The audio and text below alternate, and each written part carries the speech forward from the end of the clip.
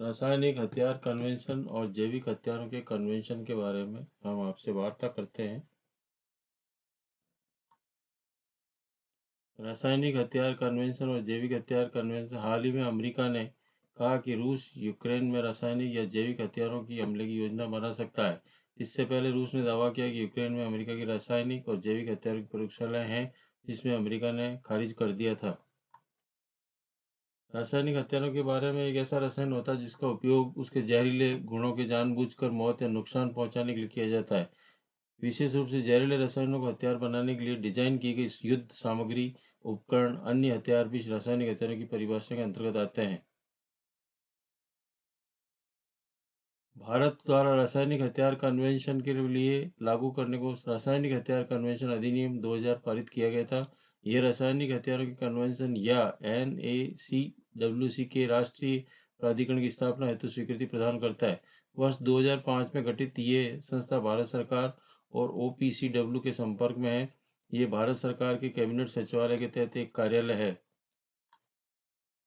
वैश्विक स्तर पर बेसल, रॉटरडम और स्टॉकहोम कन्वेंशन खतरनाक रसायन और अपशिष्ट। बेसल, रॉटरडम और स्टॉकहोम कन्वेंशन बहुपक्षीय पर्यावरण समझौते हैं जो मानव स्वास्थ्य और पर्यावरण को खतरनाक रसायनों और कचरे से बचाने के लिए सामान्य उद्देश्य को साझा करते हैं। ऑस्ट्रेलिया समूह देशों का एक अनौपचारिक मंच है जो निर्यात नियंत्रणों के सामंजस्य और माध्यम से सुनिश्चित करना चाहता है कि निर्यात रासायनिक जैविक हथियारों के विकास में योगदान नहीं करते हैं। रासायनिक हथियारों का अविश्वसनीय रासायनिक हथियारों पर प्रतिबंध लगाने और निर्धारित समय के भीतर उनके विनाश की आवश्यकता वाली एक बहुपक्षीय संधि है। CWC की वार्ता की शुरुआत 1990 में निरस्त्रीकरण संयुक्त राष्ट्र सम्मेलन में शुरू हुई और इस कन्वेंशन का मसौदा सितंबर 1992 में तैयार किया गया था। जनवरी 1993 में हस्ताक्षर के लिए प्रस्तुत किया गया था। यह अप्रैल 1997 से प्रभावी हुआ है। पुराने और प्रयोग किए जा चुके रासायनिक हथियारों को नष्ट करना अनिवार्य बनाता है। सदस्यों को दंगा नियंत्रण एजेंटों, कभी-कभी आंसू गैस के रूप में संदर्भित है, को भी स्वयं के कब्जे को घोषित करना चाहिए। वर्ष 1997 में स्थापित रासायनिक हथियारों के निषेध के लिए संगठन की शर्तों को लागू करने के लिए स्थापित ये अंतर्राष्ट्रीय संगठन है। सदस्य इसके 192 सदस्य राज्य सदस्य हैं और 165 ने इस पर हस्ताक्षर करता है। भारत ने जनवरी 1993 में संधि हस्ताक्षर किए गए थे।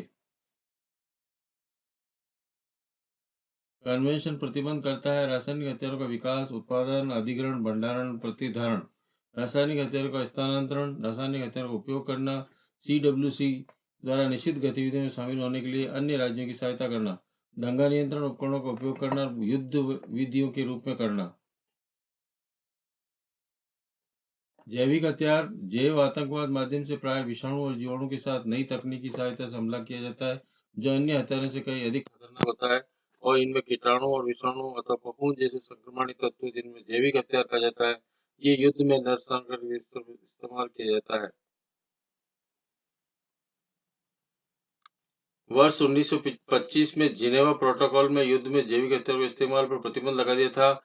भारत ने वर्ष 1950 में जिनेवा कन्वेंशन की पुष्टि की। इसके बाद जैविक और विषाक्त हथियार संधि BTCW जो 1975 में लागू हुआ था, ने जैविक हथियारों के विकास, उत्पादन, भंडारण, अधिग्रहण और प्रतिधारण पर रोक लगा दी।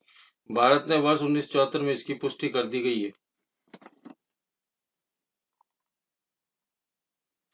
जैविक हथियार कन्वेंशन ये सामूहिक विनाश के हथियारों में प्रसार को संबोधित करने के लिए अंतर्राष्ट्रीय समुदाय के प्रयासों में एक प्रमुख तत्व है। इसने जैविक हथियारों के खिलाफ एक मजबूत मानदंड स्थापित किया है। VMD एक ऐसा हथियार है जिसको बड़े पैमाने पर मौत और विनाश करने की क्षमता होती है तथा एक शत्रु के शक्ति के हाथों में इसकी उपस्थिति को गंभीर खतरा माना जाता है।